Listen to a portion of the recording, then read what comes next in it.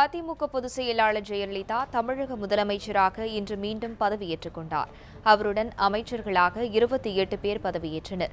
நடந்து முடிந்த சட்டப்பேரவைத் தேர்தலில் அதிமுக அறுதி பெரும்பான்மையுடன் வெற்றி பெற்றதை அடுத்து முதலமைச்சராக ஜெயலலிதா பதவியேற்கும் நிகழ்ச்சி சென்னை பல்கலைக்கழக நூற்றாண்டு விழா மண்டபத்தில் இன்று நடைபெற்றது. நண்பகல் 12 மணியளவில் விழா மண்டபத்திற்கு ஜெயலலிதா வருகை தந்தார்.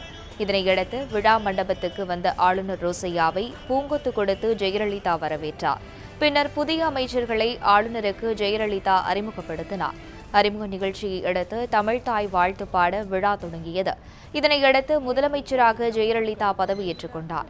அவருக்கு ஆளுநர் ரோசையா பதவி பிரமாணமும் ரகசிய காப்பு பிரமாணமும் செய்து வைத்தார்.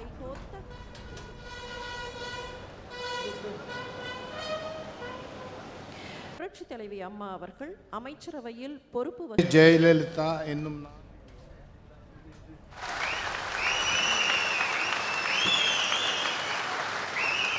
ஜெயலலிதா என்னும் நான் சட்டப்படி அமைக்கப்பெற்ற இந்திய அரசியலமைப்பின் பால் உண்மையான நம்பிக்கையும் மாறா பற்றும் கொண்டிருப்பேன் என்றும் இந்திய நாட்டின் ஒப்பில்லாத முழுமுதல் ஆட்சியையும் ஒருமையையும் நிலைநிறுத்துவேன் என்றும் தமிழ்நாட்டு அரசின் முதலமைச்சராக உண்மையாகவும் குணச்சான்றின்படியும் என் கடமைகளை நிறைவேற்றுவேன் என்றும் அரசியல் அமைப்பிற்கும் சட்டத்திற்கும் இணங்க அச்சமும் ஒருதலை சார்புமின்றி விருப்பு வெறுப்பை விலக்கி பலதரப்பட்ட மக்கள் அனைவருக்கும் நேர்மையானதை செய்வேன் என்றும் ஆண்டவன் மீது ஆணையிட்டு உறுதிமொழிகிறேன்.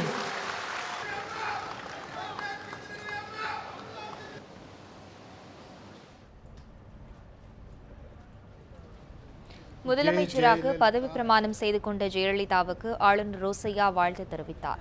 இதனையடுத்து அமைச்சர்கள் இரு குழுக்களாக பதவியேற்றுக் கொண்டனர். முதலில் ஓ பன்னீர்செல்வம் உள்ளிட்டவர்களும் இரண்டாவதாக விஜயபாஸ்கர் உள்ளிட்டவர்களும் அமைச்சர்களாக பதவியேற்றுக் கொண்டனர். பி தங்கமணி என்னும் நான், SP வேலுமணி என்னும் நான், டி ஜெயக்குமார் என்னும் நான், CV சண்முகம் நாட்டுப்பண் பாடலுடன் பதவியேற்பு விழா நிறைவு பெற்றது. இதனையடுத்து ஜெயலலிதா தலைமையிலான புதிய அமைச்சரவை ஆளுநர் ரோசையாவுடன் குழுவாக புகைப்படம் எடுத்துக் கொண்டது. 12 மணிக்கு தொடங்கிய பதவியேற்பு விழா 30 நிமிடங்களில் நிறைவுற்றது.